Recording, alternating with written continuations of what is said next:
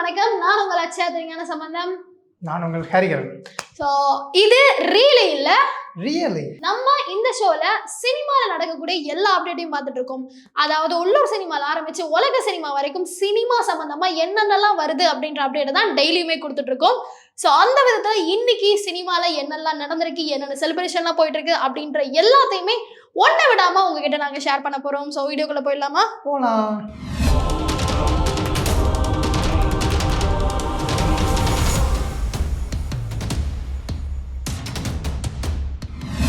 நியூஸா என்ன வச்சிருக்கீங்க? Fast news. எல்லாருக்கும் ஹீரோஸ் வந்து ஒல்லியா இருந்தா தான் பிடிக்கும், ஸ்லிம்மா இருந்தா தான் பிடிக்கும் அப்படின்னு சொல்ற மத்தியில குண்டா ஒருத்தர், அதாவது குண்டா கொலுகுலு இருந்த ஒருத்தர் மக்கள் மத்தியில பெருசா வரவேற்பு மட்டும் இல்லாம யங்ஸ்டர்ஸ் மத்தியிலும் பெரிய வரவேற்பு பெற்ற ஒரு ஹீரோ பத்தி சொல்ல போறேன். யாராவது சொல்லும் போதே கேட்கணும்னு ரொம்ப ஆவலா இருக்கு. விஜய் சேதுபதி. விஜேஎஸ் பத்தி என்ன விஷயம்? அவரு சினிமாவுக்குள்ள வந்து 14 வருஷம் கம்ப்ளீட் ஆயிருக்கு. என்னப்பா சொல்றீங்க? நாங்க காலகாலமா ஒவ்வொரு படத்துல பேக்ல ஒரு சின்ன ரோலு, குட்டி குட்டி ரோலு அங்க இங்கன்னு வந்துட்டு போன மனுஷன்ல எப்படி 14 வருஷம் தான்? ஹவு? அவரோட ஃபர்ஸ்ட் படம் பார்த்தீங்கன்னா தென்மேற்கு பருவக்காட்டு 2010 ராமசாமி டைரக்ஷன்ல வந்து ரிலீஸ் ஆச்சு. ஆனா அதுக்கு முன்னாடியும் 1996 இருந்து குட்டி குட்டி ரோல்ல நடிச்சிட்டு தான் வராரு. இன்னி வரைக்கும் சின்ன சின்ன ரோல்ல வந்து கேமியோ ரோல்லாம் வந்து மாஸ் காட்டிட்டு தான் இருக்காரு. ஆனால் அவரோட ஃபர்ஸ்ட் படம் பார்த்தீங்கன்னா தென்மேற்கு பருவக்காட்டு 2010. ஓகேவா? அது ரிலீஸ் ஆகி இதோட 14 வருஷம் ஆயிடுச்சு. அதனாலதான் ஹீரோவா விஜய் சேதுபதி தமிழ் சினிமாவுக்கு வந்து 14 இயர்ஸ் ஆகுதுன்றனால இன்னைக்கு எல்லாருமே 14 இயர்ஸ் ஆஃப் விஜய் சேதுபதி தான் செலிப்ரேட் பண்ணிட்டு இருக்காங்க. நமக்கு சேதுபதினாலே ரொம்ப யதார்த்தமா நடிக்கக்கூடிய ஆளுப்பா அப்படின்னு சொல்லுவாங்க. ஹீரோவா ஆரம்பிச்சு வில்லன்ல ஆரம்பிச்சு எந்த கதாபாத்திரமும் கலக்குன்னு கலக்குவாரு. அதுவும் இல்லாம அவரு அப்பதான் என்ட்ரி ஆறாரு, ஓரளவுக்கு நல்ல மாஸ் வருது. அந்த மாஸ்ல இருக்கும் போதே தாத்தா கேரக்டர் பண்ணியிருப்பாரு. எந்த ஹீரோவுமே அதை பெருசா விரும்ப மாட்டாங்க, வயசான கேரக்டர் பண்றதுக்கு, அதுவும் பீக்ல இருக்கும்போது பண்ணவே மாட்டாங்க. ஆனா சேதுபதி அதை உடைச்சு சீதகாதி அந்த படத்துல வந்து தாத்தா கேரக்டர் பண்ணியிருப்பாரு. ஆரஞ்சு மிட்டாய் அந்த படத்துலயும் ஒரு வித்தியாசமான கேரக்டர் பண்ணியிருப்பாரு. கதையை சூஸ் பண்றது மட்டும் இல்லாம டிஃப்ரெண்ட் கேரக்டர்ஸ் எக்ஸ்ப்ளோர் பண்றதுல சேதுபதி வந்து ஒரு யூனிக் சாய்ஸ்னே சொல்லலாம். கண்டிப்பா அவர் நடிச்ச உனக்கு பிடிச்ச படம் எந்த படம் சொல்லுவ? எனக்கு நிறைய படம் அவர் நடிச்சதுல ரொம்ப பிடிக்கும். பர்டிகுலரா இந்த படம் தான். என்ன ரீசன்? அப்படிலாம் சொல்ல முடியாது. சேதுபதி நடிக்கிற படங்கள் எல்லாமே ரொம்ப யதார்த்தமா இருக்கும். நிறைய படங்கள் அவர் நடிச்சதுல சிலருக்கு பிடிக்காம இருக்கும். அந்த படம்லாம் எனக்கு ரொம்ப பிடிக்கும். சீதகாதி பிடிக்கும், சிந்துபாத் பிடிக்கும், அதுக்கப்புறம் வந்து சூப்பர் டீலக்ஸ் பிடிக்கும். இந்த மாதிரி அவரு கதை சூஸ் பண்ற விதமே ரொம்ப நல்லா இருக்கும். இவ்வளவு ஜனல் நடிச்சிட்டாரு. ஆனா எனக்கு பர்சனலா பிடிச்சதுன்னா தர்மதுரை படம் தான். பர்சனலா கனெக்ட் ஆகும். அந்த ஆண்டிப்பட்டி கனவா காத்து பாட்டு கேட்டியா? கேட்டு பாரு. அதை கேட்காதவங்க இருப்பாங்களா? சரி, ஓகே. எங்களுக்கு பிடிச்ச படம் நாங்க சொல்லிட்டு உங்களுக்கு பிடிச்ச படத்தை நீங்க கமெண்ட்ஸ்ல பதிவு பண்ணுங்க. அடுத்த நியூஸ் போலாமா? போயலாமே. அடுத்த நியூஸ் என்னன்னு பாத்தீங்கன்னா, இன்னைக்கு 83 மூவி ரிலீஸ் ஆகி என்னோட 3 இயர்ஸ் ஆகுது. 83 இப்பதான் 96 சொன்னோம். 83 கிரிக்கெட்டர் மூவி தானே அது? ஆமா, ஜீவா நடிச்ச ஒரு கிரிக்கெட்டர் சம்பந்தமான மூவி தான். கபில் தேவ் சிங்கோட ஃபர்ஸ்ட் வேர்ல்ட் கப். அந்த படம் வந்து கிரிக்கெட் ஃபேன்ஸ் எல்லாருக்குமே ஒரு பயங்கரமான ட்ரீட்னே சொல்லலாம். எதுவும் எதிர்பார்ப்பு இல்லாம உள்ள போயிருப்போம். பார்த்துட்டு வரும்போது செம்ம படம் இல்ல, என்னமா மனுஷன் நடிச்சிருக்காருப்பா அப்படின்ட்டு எல்லாருமே பேச வச்ச ஒரு படம் தான். அதுல பர்டிகுலர் ஜீவா பார்த்தீங்கன்னா சீக்காவா நடிச்சிருப்பாரு. நம்ம எல்லா தமிழ் கமெண்டர் எல்லாருக்குமே தெரியும். பிடிச்ச கேரக்டர். ஆள் வந்து ஹெல்மெட் போடாம தான் ஆடுவாரு. ஹெல்மெட் போட்டுலாம் வந்து ஆடவே மாட்டாரு. மச்சான் மாப்பிள்ள அப்படிதான் பேசுவாரு. தமிழ் கமெண்ட்ல பயங்கரமா பேசுவாரு. அவர் இருந்த ஸ்குவாட்ல 1983 ஃபர்ஸ்ட் வேர்ல்டு கப் வின் பண்ணதை பத்தி ஒரு அன்டோல்ட் ஸ்டோரி. சரி, ஓகே. ஜீவா பத்தி நீ ஒன்று சொல்ற, ஜீவா பத்தி நான் ஒன்று சொல்லவா? என்னது? அதாவது ஜீவா சார் என்ன பண்ணியிருக்காருன்னா, அவரோட அடுத்த படத்துக்கான அப்டேட் வந்து இன்னைக்கு 5 மணிக்கு சொல்றேன்னு சொல்லியிருக்காரு. ஆனா என்ன பிரச்சனை என்னாச்சுன்னு தெரியல, அந்த படத்தோட அப்டேட் எதுவுமே வரல. இன்னைக்கு 5 மணிக்கு சொல்றேன்னது மணி 6 ஆக போது, இப்போ வர அப்டேட் எதுவுமே வரலையா? எது ப்ரொடக்ஷன் சரி என்ன பிரச்சனையா இல்லை பேமெண்ட் இஷ்யூவா என்ன ஏதுன்னு ஒன்றும் தெரியல. பொறுத்து இருந்து பார்க்கலாம் அவரோட அடுத்த படம் அப்டேட் என்ன வருதுன்னு. ஏன்னா லாஸ்டா பிளாக்ன்ற படம் பார்த்தோமா, பயங்கரமான படம் விட்டாரு அந்த படத்துல. ஏன்னா நிறைய பேர் மிஸ் பண்ண படம் அதெல்லாம். ஏன்னா பெரும்பாலுமானருக்கு அந்த படம் அப்படி ஒரு படம் ரிலீஸ் ஆச்சு அப்படின்றதே தெரியல. அதுக்கப்புறம் ஓடிடியில வந்த பிறகுதான் இந்த படத்தை எப்பறம் நான் தியேட்டர்ல பார்க்க மிஸ் பண்ணேன் அப்படின்ற மாதிரிலாம் நிறைய பேர் ஃபீல் பண்ணாங்க. ஆனா லக்கிலி நான் போய் தியேட்டர்ல தான்ப்பா பார்த்தேன். இந்த தியேட்டர் ரிலீஸ் பண்ணும்போது சில பிரச்சனைகள்லாம் வந்துருது. பெரிய படங்கள் ரிலீஸ் ஆகும்போது இந்த படத்தை கூட சேர்ந்து ரிலீஸ் பண்ணிடுறாங்களா, அப்போ இந்த படம் பெருசா பேசப்பட மாட்டேங்குது. ஆனா பெரிய படம் ஃபிளாப். இந்த மாதிரி ஊழல வர படங்கள்லாம் ஹிட் அடிச்சிருது. ஓடிடி வந்து பயங்கரமான ஹிட் அடிச்சிருது. அடுத்த நியூஸ் என்ன? போன நியூஸ் நான் தான சொல்றேன், இந்த நியூஸ் நீங்க தான் சொல்லணும். நான் சொல்லணுமா? சரி, நான் சொல்றேன். தளபதி பத்தி 69 கிடையாது. தளபதி சார் வந்து ரொம்ப நாளா வந்து அரசியல் பத்தியான ட்வீட் போட்டுட்டு இருந்தாரு. இன்னைக்கு ஒரு படத்தை பத்தி படம் நல்லா இருக்க போகுது அப்படின்னு சொல்லி ட்வீட் போட்டிருக்காரு. என்ன படம்? Baby John. ஏய் அட்டி பொழந்துருவா. தெரிய படத்தோட ரீமேக் தான் பேபி ஜானே. இந்த படம் நல்லா இருக்க போகுதோன்னு நினைச்ச ஒரு ட்வீட் இல்ல போட்டாரு. அந்த படத்தை அப்படியே, அதாவது தோசையை அப்படியே திருப்பி போடல, தோசைல கொஞ்சம் மசாலா எல்லாம் தடவி திருப்பி போட்டுருக்காங்க. அப்படி பாரு. இந்த படத்தை பத்தி நிறைய நம்மளும் பேசிட்டோம். டெய்லி ஷோலையா இருக்கட்டும், இல்ல பல வீடியோஸ்ல நம்மளும் பேபி ஜான் பத்தி பேசியாச்சு.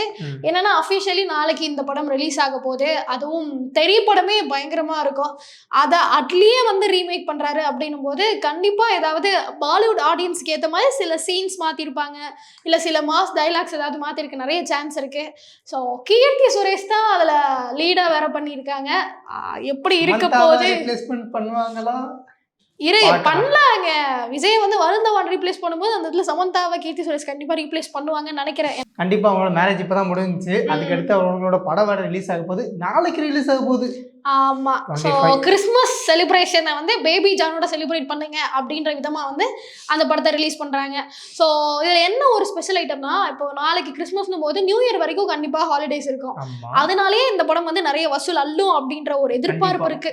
கண்டிப்பா கண்டிப்பா கண்டினியூஸா ஹாலிடேஸ் இருக்கு. ஏன்னா பொங்கல் வரைக்கும் ஹாலிடேஸ். கண்டிப்பா பொங்கல் வரைக்கும் நல்லா வருது எனக்கு. நாளைக்கு கிறிஸ்மஸ் ஓகேவா, அதுக்கடுத்து ஒரு 4 நாள் கேப் விட்டு பாரு நியூ இயர், அதுக்கப்புறம் 10 நாள் கேப் விட்டு பொங்கல், அப்புறம் சனி ஞாயிறு இப்படி சொல்லிக்கிட்டே போகலாம். என்ன யோசிச்சு பாரு, வருஷம் எண்டா, வருஷம் ஃபுல்லா சேர்த்து வச்ச லீவு கடைசியில லீவ் எடுத்துருவாங்க. ஜாலியா என்ஜாய் பண்ணுங்க. கண்டிப்பா கண்டிப்பா. அடுத்த நியூஸ் என்ன வச்சிருக்க? அடுத்த நியூஸ் என்னன்னா, ஆல்ரெடி இந்த நியூஸ் பத்தி நேத்தியும் பேசணும். ஸோ இன்னைக்கும் சொல்றேன். ஏன்னா நாளைக்கு 25th பரோஸ் படம் ரிலீஸ் ஆகுது. Burrows 3D. பேபி ஜானோட சேர்ந்து பரோஸ் ரிலீஸ் ஆகுது. நேற்று பேசும்போதே மோகன்லால் பத்தி நிறைய விஷயங்கள் ஷேர் பண்ணிக்கிட்டோம். ஏன்னா இந்த வயசுல இப்படி ஒரு சப்ஜெக்டை யாராவது எடுப்பாங்களா அப்படின்ட்டு நிறைய யோசனை இருந்தாலும் மோகன்லால் வந்து சூஸ் பண்ணி நடிச்சிருக்காரு. ஸோ நாளைக்கு ரிலீஸ் ஆன பிறகுதான் படம் எப்படி இருக்கும், என்னெல்லாம் உள்ள இருக்கு அப்படின்றதே தெரிய வரும். ஏன்னா டிஸ்னி ஹாலிவுட்ல தான் இந்த மாதிரி படங்கள்லாம் எடுப்பாங்க. அதுக்கு இணையா மலையாளத்துல ஒரு படம் பார்ப்போம். கண்டிப்பா குழந்தைகளை கவர்கிறதுக்காகவே இந்த படம் எடுத்திருக்காங்க. கண்டிப்பா படம் பொறுத்து பார்க்கலாம். அடுத்து என்ன வச்சிருக்க? அடுத்து நீ என்ன வச்சிருக்க? அடுத்து ஒரு டெவில் படத்தை பத்தி சொல்ல போறேன். டெவில் படமா? கேடி த டெவில். ஓ அந்த படமா? அந்த படமே தான். அந்த படம் வந்து அடுத்த வருஷம் தான் ரிலீஸ் பண்ண போறாங்க. அந்த படத்தோட தமிழ்ல ஒரு சாங் ரிலீஸ் பண்ணிருக்காங்க, சிவ சிவான்ட்டு. சிவ சிவா அந்த சிவா தான். ஓ இந்த சிவாவா? அந்த சிவா தான். சிவசிவானா நீ இந்த சிவசிவா அந்த மாதிரி எதுவும் நினைச்சல, சிவசிவான்னு ஒரு தமிழ் சிவசிவான்ட்டு ஒரு பாட்டு வந்து தமிழில் ரிலீஸ் பண்ணியிருக்காங்க. அது வந்து நேற்று ரிலீஸ் ஆச்சு. பயங்கரமாக ஓடிட்டு இருக்கு படம். ஒரு வைப்பாக இருக்குது அப்படிலாம் கேட்டுட்டு இருக்காங்க. கேட்டே அந்த பாட்டு? இல்லைங்க, டைம் இல்லைங்க, இனிமேல் தான் கேட்கணும். ஆமாம், நாங்கள் வந்து அரோஹரா தான் கேட்போம், சிவசிவாலாம் கேட்க மாட்டோம்.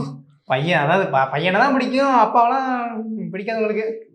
தம்பி நீங்க வேற சும்மா இருக்க தம்பி, வாய்க்கு வந்ததெல்லாம் பேசி கிளப்பி விட்றாங்க. சரி கிளப்பிலாம் இல்ல. அடுத்து என்ன வச்சிருக்க? நான் சொல்றேன், நீ சொல்லு பாப்போம். இப்ப நான் என்ன செய்தி வச்சிருக்கேன் தெரியுமா? சான்வி கபூர் இப்பதான் தேவாரா பாட்டுல அவங்களோட அடுத்த படத்துடைய ஒரு அப்டேட் தான் வந்திருக்கு. பரம் சுந்தரி இந்த படத்துல வந்து, ஆமா இது வந்து படத்தோட டைட்டில். சோ இந்த படத்துல சித்தார்த் மல்ஹோத்ரா தான் ஹீரோவா நடிக்கிறாரு. பரமசுந்தரி இல்ல, பரம் சுந்தரி. இந்த படத்துல சித்தார்த் மல்ஹோத்ரா தான் ஹீரோவா இருக்காரு. அவங்களுக்கு பேரா தான் ஜான்வி பண்றாங்க. சோ என்ன சொல்லியிருக்காங்கன்னா, நார்த் இந்தியன் பையன் வந்து சவுத் இந்தியன் கேர்ள், அவங்களுக்குள்ள நடக்கக்கூடிய அந்த லவ் ஸ்டோரி எப்படி ஆரம்பிக்குது, எப்படி இருக்கு, எப்படி எல்லாம் டிராவல் ஆக போகுது அப்படின்றத இந்த பரம் சுந்தரியோட ஷார்ட் ஸ்டோரி. எனக்கு இப்ப கடைசி அந்த லவ் படங்களை பிடிச்சதுன்னா பிரேம் லவ் படம் பிடிக்கும். அந்த மாதிரி எதுவும் இருக்குமா? பிரேமலு அதை தவிர எப்பா இவ்வளவு படங்கள் ரிலீஸ் ஆயிடுச்சு, இன்னும் பிரேமலுலே ஸ்டக். அதாவது நார்த் இந்தியன் பையன் சவுத் இந்தியன் கேர்ள், அப்ப நடுவுல தானே மீட் பண்ணுவாங்க. நடுவுல ஹைதராபாத் டெல்லி இந்த மாதிரி தானே இருக்கு. ஏன் இங்க இடையில வேற ஊரே இல்லையா? உடனே ஹைதராபாத் டெல்லி தான் எல்லாரும் தெரியுமா சொன்னா ஹைதராபாத் தான் சொல்ல முடியும். அப்புறம் கேரளாவா சொல்லுவாங்க. பிரேமலு மாதிரி இருக்காது, இது ஒரு டிஃபரெண்டான ஸ்டோரின்னு சொல்லலாம். பொதுவாவே இந்த ஹிந்தி படங்கள்னு சொல்லிட்டாலே வந்து லவ் படம்னா பிரிச்சிருவாங்க. பாத்திருக்கேன் பல காதல் கதைகள் உருவானதே நார்த் இந்தியன் படங்களை பார்த்துதான். சோ அந்த மாதிரி ஒரு படம் தான் பரம் சுந்தரியும் சொல்லிட்டு. சோ இந்த படம் வந்து ரிலீஸ் ஆன பிறகுதான் தெரியும் என்னென்னலாம் வச்சிருக்காங்க, எப்படி எல்லாம் கதை டிராவல் ஆக போகுது அப்படின்றது. கண்டிப்பா அந்த படம் ரிலீஸ் ஆகட்டும், பொறுத்திருந்து பார்க்கலாம். அடுத்து என்ன வச்சிருக்க? அடுத்து என்ன, உள்ளூர் சினிமாலாம் பார்த்தாச்சு, சவுத் இந்தியன் வரைக்கும் எல்லாமே போயாச்சு, நார்த் இந்தியாவையும் தொட்டாச்சு. ஸோ இப்போ வந்து வேர்ல்டு லெவல் சினிமா அப்படின்னா ஹாலிவுட்னாலே தவிர்க்க முடியாத ஒரு டிரெக்டர்னா கிறிஸ்டோபர் நோலன் தான். கண்டிப்பா கண்டிப்பா தவிர்க்கவே முடியாது. ஆஸ்கர் நோலன் அப்படின்னே சொல்லலாம். ஆமா, அவருடைய படங்கள் எல்லாமே பாத்தீங்கன்னா பிரஸ்டீஜா இருக்கட்டும், இன்செப்ஷனா இருக்கட்டும், இப்போ கூட ஒன்று வந்துச்சு இன்டர்ஸ்டெல்லார் சொல்லு. அதுதான் சொல்ல வந்தேன். இன்டர்ஸ்டெல்லாரா இருக்கட்டும், ஓப்பன்ஹைமரா இருக்கட்டும், எல்லா படமுமே லைக் அவருக்குன்னு ஒரு ஃபேன் பேஸ் கண்டிப்பா இருக்கும். ஆமா கண்டிப்பா. என்ன ஒரு சயின்ஸ் ஃபிக்ஷன் மூவி தான்.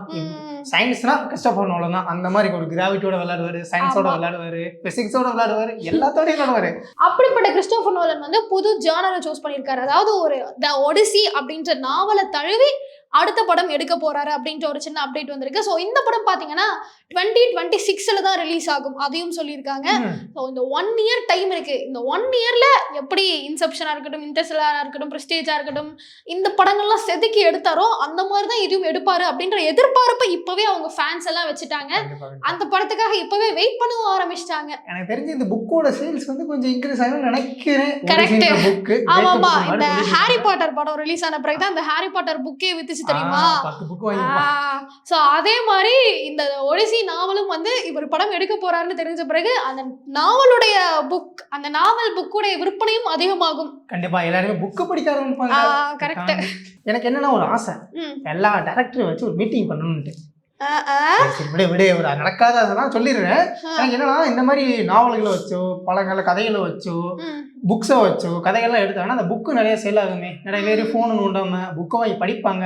தமிழ்ல வந்து பொன்னியின் செல்வன் வந்தப்பயே வந்து அந்த புக்கை வாங்கி நிறைய பேர் படிச்சு படத்துல இந்த மாதிரி தப்பா இருக்கு, தப்பா சொல்றீங்க, புக்கில் இருக்கிறது ஒன்று இதாக இருக்கு ஒன்றுன்னு சொல்லிட்டு நிறைய பேர் புக்கை படிச்சு தான் சொன்னாங்க. யாருமே ஃபோனில் பார்த்தோன்னா படிக்க ஆரம்பிக்கல.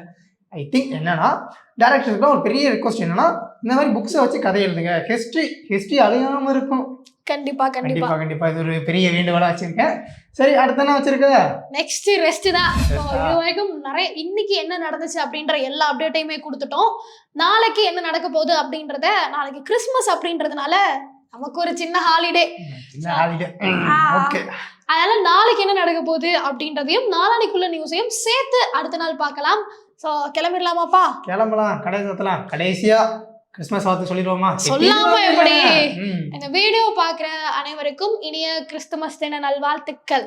அப்படி சொல்லக்கூடாது, அட்வான்ஸ் கிறிஸ்மஸ் நல்வாழ்த்துக்கள். மெரி Christmas. we wish you a merry christmas. இந்த பாட்டெல்லாம் தெரியாது, உங்க ஸ்கூல்ல சொல்லி கொடுக்கல? எங்கப்பா படிக்கிறப்பா. சரி, ஓகே, ஹாப்பி கிறிஸ்மஸ். எல்லாம் ஃபேமிலி ஃப்ரெண்ட்ஸோட ஜாலியா செலிப்ரேட் பண்ணுங்க. டாடா, பை பை. கண்டிப்பா கேக் கொண்டு வருவியா? அதுக்கு கேக் கொடுக்கணும். நானே எங்க கேக் கொடுப்பாங்கன்னு பார்த்துட்டு நின்றுட்டு இருக்கேன். கேக் கொண்டு வருவாயா? போயா.